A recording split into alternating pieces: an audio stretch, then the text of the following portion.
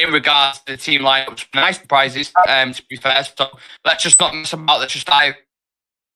One moment. Today, we're not live now. We are. Dan's camera bugged. Just hold on 1 second. Okay. Yeah, just one. I'll suspense. Pause for suspense. Yeah, we're good. Okay, so we have Andre Onana in net. We have Diego Dalot at right back. I need to have a look at what's happened with Aaron Wan-Bissaka because I'm not sure what's going on there. But we've got Dalot at right back. We've got Maguire and Lindelof as the centre-back pairing. Rafael Varan on the bench again. We've got Luke Shaw, which is one of the biggest talking points at left back. Then we have a midfield of Kobe Mainoo, making a huge start in midfield for Manchester United. We have Scott McTominay and Bruno Fernandes alongside him. And then we have a front three made up of Rashford on the right wing, Anthony Martial up top, and then Alejandro Garnacho on the left. Dan, not the team we was kind of expecting at all. Are you happy with the surprises that have been brought in? Yeah, good. The positives are Luke Shaw is a big positive because we have been missing him for a long time because there has been no service in the midfield as well. You see, that's why we are starting Mainoo. But I'm happy that we are seeing Mainoo starting. But it's gonna be a tricky one because the partnering him is McTominay. I'm not sure how disciplined they both can be in the midfield. But at the forward, good to see Martial. We can depend on him, but not sure till when. I mean, maybe till 60-minute mark. Is Højlund in the bench? No, not even in the team. No, he's not. No. Him and Mount not in the team today. So. Oh, okay. So I think, then maybe we may see Rashford switching position and taking the striker role. Maybe later in the second half with substituting Martial out and maybe bringing in Anthony. But yeah, we have the firepower on the bench. But yeah, good to see this team. Yeah, that's what we have actually. We don't have much options. So eager to see how this Mainoo and Luke Shaw brings into the team. Absolutely. Well, I want to, as always, Shreyas, I want to try bring it through from goalkeeper to the attack. But the standout one is Luke Shaw. He's been out since, I think, the Tottenham game at the start of the season. So 10, 12 weeks, a long time. But obviously, he is integral to what we do as a team in terms of the build-up and first phase. And even just getting crosses into the box, set pieces, these kind of things. How much of this has he been? And do you think he will have that kind of immediate effect? We'll see that straight off the bat. I think definitely Luke Shaw is a sure upgrade to what we had. And definitely, if you look into last season, he was one of the players who was quite integral to that back four, which was, perhaps one of the best in Europe when it came to clean sheets and everything. So he is a very dependable player. He's someone that Ten Hag relies on a lot as well. And now that he's back, maybe we can, hopefully start seeing the back four, which our first choice back four of Luke Shaw, Wan-Bissaka, Varan and Martinez back together quite soon. But it's a good start. And I would say it is a good fixture for him to come back as well. Everton, not a team where, you will be going in and, you've got absolutely world beaters ahead of you. Like if this was a game against Liverpool, then I'd be a little worried that, he's just been brought back and now he's coming up against Liverpool. So in that perspective, it is a good game for him to come in. If he's able to, play well, it helps with his confidence. We all know with Luke Shaw, it's a confidence game for him. Gradually, he'll come back to his level. And, maybe it can help out Rashford in the attack as well. Because I think whenever Rashford has been playing well for United, it's always been when Luke Shaw has been playing at left back. Somehow, he's made a connection where, if there is anyone else playing at left back, Rashford just doesn't notice the overlap or just doesn't consider the player who's moving ahead of him. With Luke Shaw, that doesn't really happen. So maybe, Luke Shaw coming back can help out with Rashford's performances as well. And overall, it might be able to help, in lifting the morale of this team. Yeah. It's interesting with Varan, isn't it, Dan? I know you have your kind of Real Madrid allegiances. But with Rafa, is this the correct decision at the minute? We know he lacks inconsistency. Well, he's injured quite a lot of the time. He's obviously fallen out with the manager as well. Do you see his time coming to an end at United? Yeah, definitely, because I don't think this has something to do with the performances, because even I still feel that Maguire's best is equal to Varane's worst. So I can still say that Varane's worst is better than Maguire's best. So, but it seems like it has to be something related to disciplinary. But Ten Hag has always stood out for that thing, regardless of how high profile player is. So that we have seen on a consistent basis. That in itself it says, like, I mean, it's the end of Rafael Varane. Even though he's 30, it doesn't look like 30. It feels like nowadays he's like 34, 35. So definitely think like I think it's the end of Varan. Maybe in January he'll be shifted out and maybe bring in some young centre back whom we can depend on. So yeah, definitely there has been some issues with Ten Hag, between Varan and Ten Hag, but it's very hard to digest the fact that player like Varan is falling out with the manager, because I have never seen in his whole career having any any ups and downs with his previous managers as well. So this is the first time I'm seeing, but seems like it's the end of his era in Manchester United, and that's why very short, because as a centre back with that profile, he can definitely could have given us like 2 to 3 more years at the top level, but seems like it's come to an end. But yeah, we may have to get another centre back, maybe a young one. But yeah, I think it's the end of Varane's tenure in Manchester United. I think when you lose a player like that as well, it's not just like the ability, like I said, it's like the experience that comes along with it. What he's won in the game is so important to like the young players that are around him. I think you got to be careful removing these big profiles sometimes. Sometimes I agree with it, like your Ronaldo's, for example. Like I agree with it had to happen. De Gea potentially, but you be careful removing too many, because you might look around next year and you might not fucking have any left. So I'd be interesting to see how they manage that going forward. Everton, Jim Ratcliffe, etc.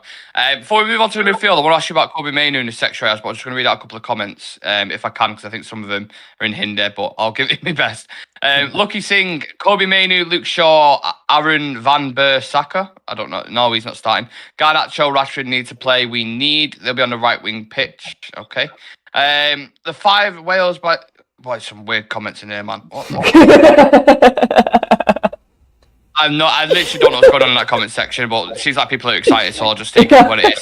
Treyas, speaking about being excited, Kobbie Mainoo in the midfield, very young. We liked what we saw in pre-season in it before he obviously got injured against Real Madrid. Will he step up? I think he will. Once again, the one thing that I've liked about Kobbie Mainoo during pre-season is he's very good at scanning his environment. He's very good with his passing range. He knows how to, his defensive awareness, the way he's able to cover ground, and the way he's able to complement the forward line as well. I think he's very mature in his play when it comes to his age, and we saw it during preseason that against experienced veterans like Declan Rice, Martin Odegaard, who you would regard as one of the most stable and balanced midfield trios in the Premier League, maybe. He was absolutely brilliant against them. So, and he hasn't been rushed back. I think Ten Hag has been very, very careful about, bringing him back, because we were hearing it that Kobbie Mainoo is going to be back during the last international break, but he was still not brought back in. He was still taken, it was still, I think he's done the right call with you. I think with young players, if you rush them back in, maybe, these injuries and everything can, at one point in their career it can come back to haunt them. So I think they made the right call, and this is a good game for him to start in. We needed someone who can actually solidify that position as a number 6, and I think Kobbie Mainoo can do that job. How well is he able to play alongside McTominay and Bruno is a separate question altogether, but I think he can be good, because I think we've seen from Ten Hag that when he likes a certain youngster in the team, it's very rare to see them actually, being brought into the starting 11 the moment they are they've been brought back from injury.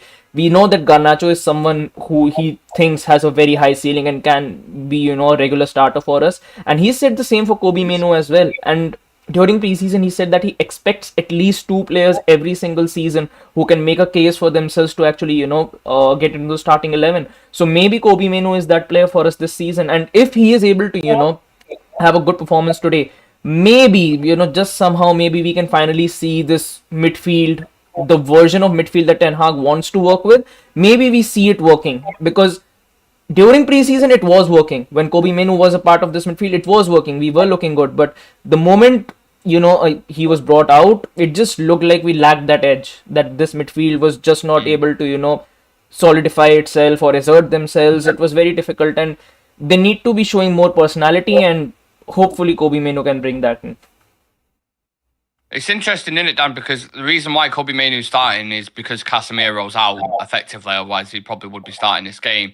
And then that's not just the case. The reason why Martial's starting is because Højlund's out. The reason why Dallow's starting, I think, is because Wan-Bissaka's out. Like, we've got injuries everywhere. And the thing is with these injuries as well, they're not impact injuries, they're muscle injuries. So do you think there's a sense of these players? Do you think they're being overworked in training? Do you think it's a combination of pre-season, etc.? What's your take on that? Yeah, it could be a combination of both, because in the preseason, our players were not, all the players were not available at the particular time. It was delayed by, I think, like 30 to 40% of the player only were starting at the beginning of the preseason. Then players started joining in, and it was too late. And few players we bought in, they were brought into the team even at the very latest stage, and even at the very neck of the moment when Premier League was starting. So that stamina and that the physical adjusting to the environment of Premier League was always a concern for at that time, and it is shown now when Erik ten Hag. It's not like Erik ten Hag has started dealing with players in a new way, or putting in pressure on the players more, because he might have done the same thing in Ajax, also in other teams as well. So it's just a thing that the players are unable to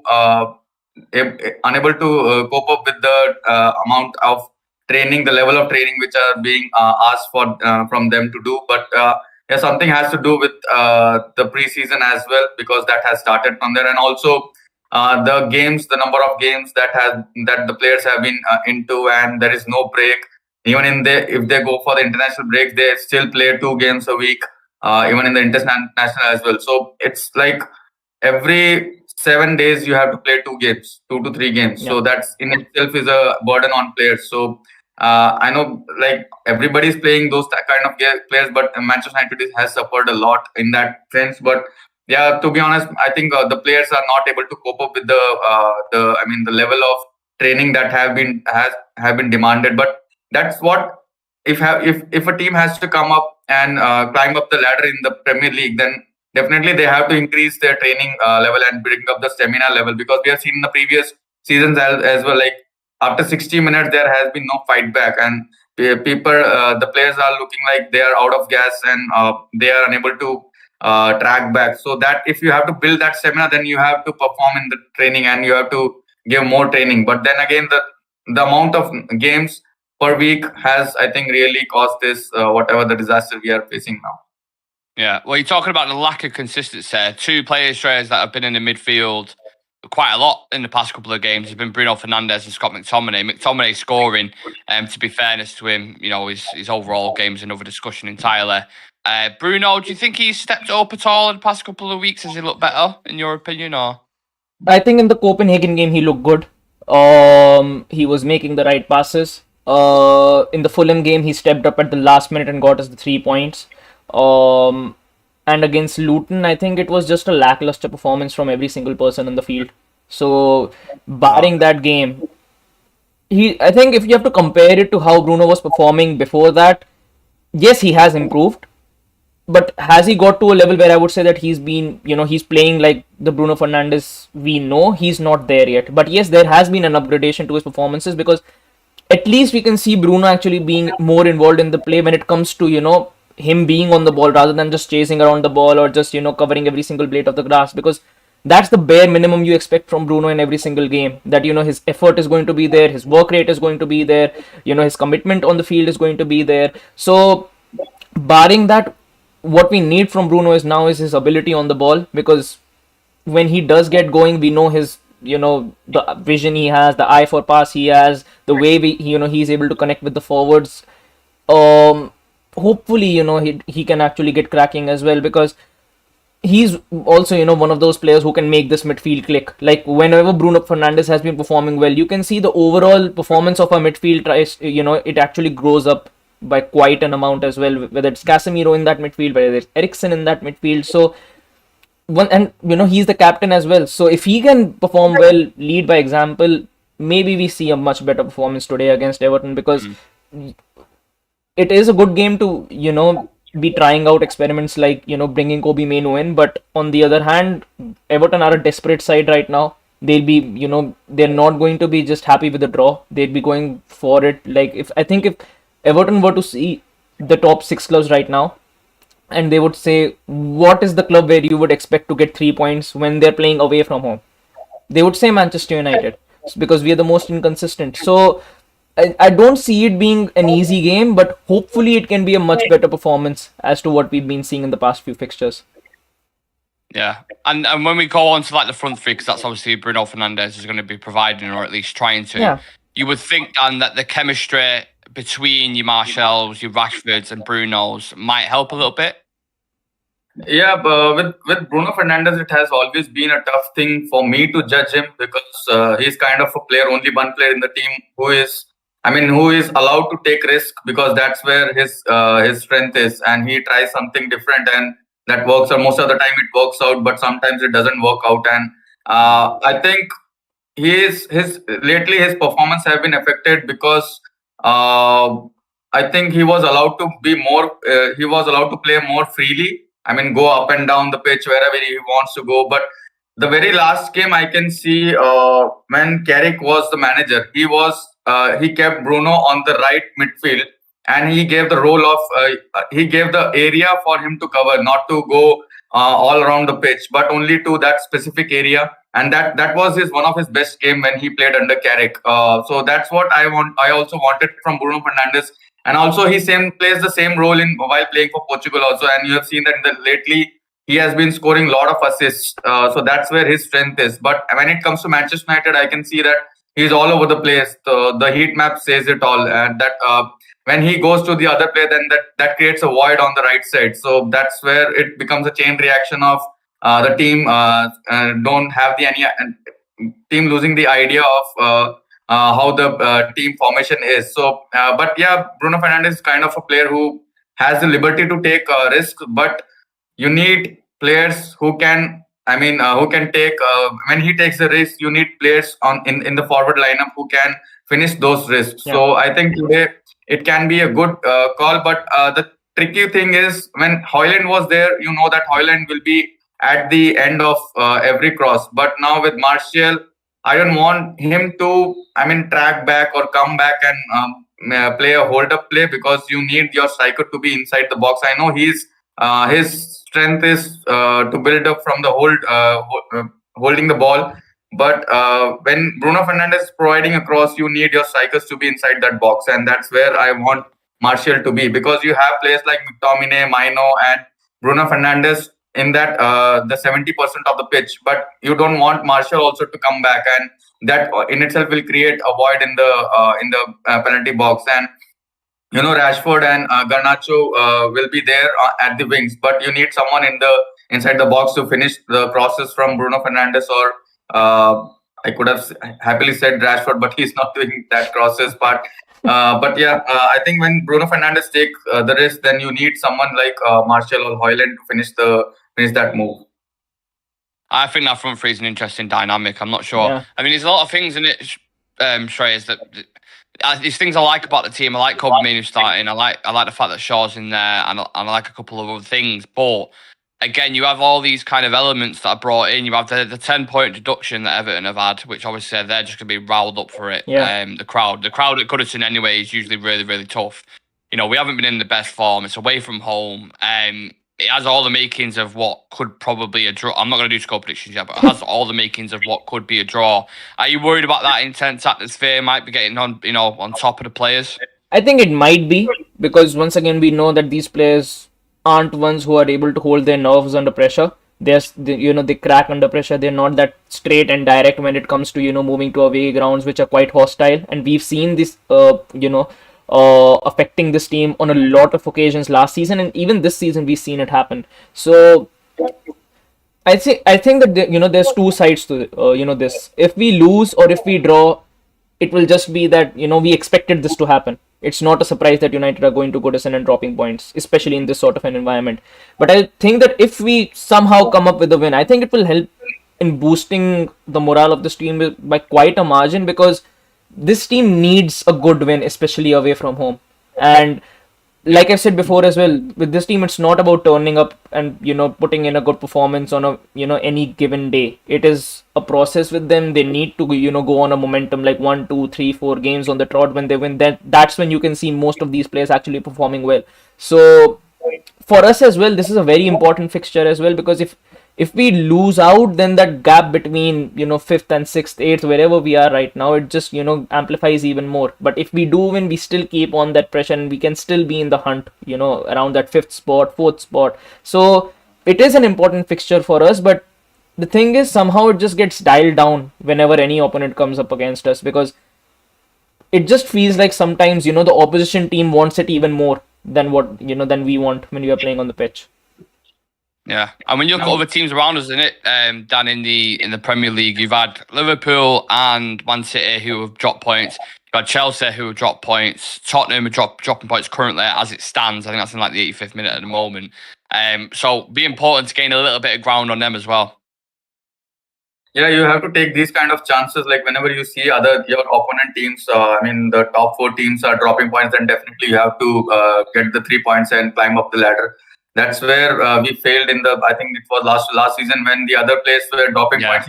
That time United also were dropping points. So that's where the whole game is. The game of the table is that you have to clinch all those 3 points when you see your opponents dropping points. And this week, it's a very beautiful chance for us to climb up the ladder. And when I saw the table, and we were like only 5 points away from the top. Yeah. The first.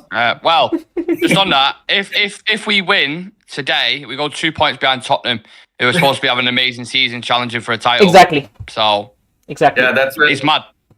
Like it's like a hit and grab moment for United as well in this week also. So yeah, hope we finish this off quickly. But just I saw the bench and I got depressed by seeing the bench. There is no one to come on and make difference. The only attacker we have on the bench is Pelistri, and rest all are like defenders and midfielders. So is Anthony also injured or something? Yeah, he's got a knock, so he's out with a knock. I don't know if he picked up in training. So that's another, I think, 26th injury now. 26th injury of the season. The only player. 26th injury of this season. It's mad. Joe Hugill is on the bench. Joe Hugill is on the bench for us. Spurs have had another goal this allowed. I think they've had a hat trick of goals this allowed Spurs in that game against Villa.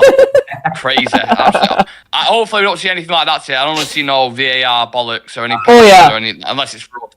I'll take the penalty, but I don't want to see none of that nonsense today, because I think it's got one of them games where physical battle, and that's why I'm slightly worried about Kobe Mainoo, because I look at Everton's midfield, you look at like Garner, James Garner's in there. They have physical players, Decore as well.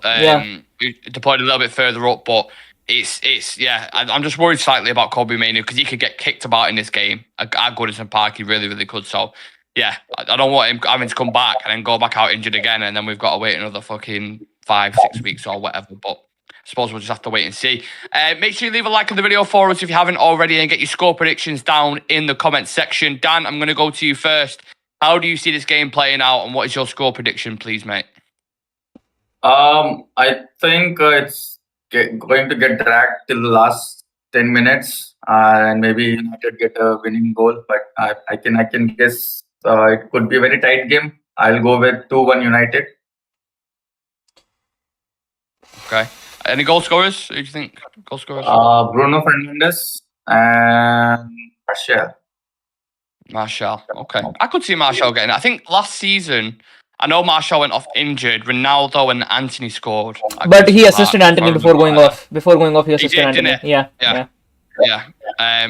So hopefully we'll see him assisting Marcus Rashford. Shreyas, how do you see it going? Do you give a score prediction last time, right? Have you changed that at all? I still think it will either be a draw or maybe just an end, at the end someone grabs a winner, because the thing is, I think the midfield can work. I personally think that the midfield can work. I think Luke Shaw coming back does solidify the defensive line as well. So, and I think with Dalot I would have personally wanted Wan-Bissaka or someone else to start, because I just think that he's overworked right now. Like, since the start of the season, he's been playing every single fixture. So of course, fatigue will get to him as well. He's been playing in the international break, so I think he deserves a break of a week or so.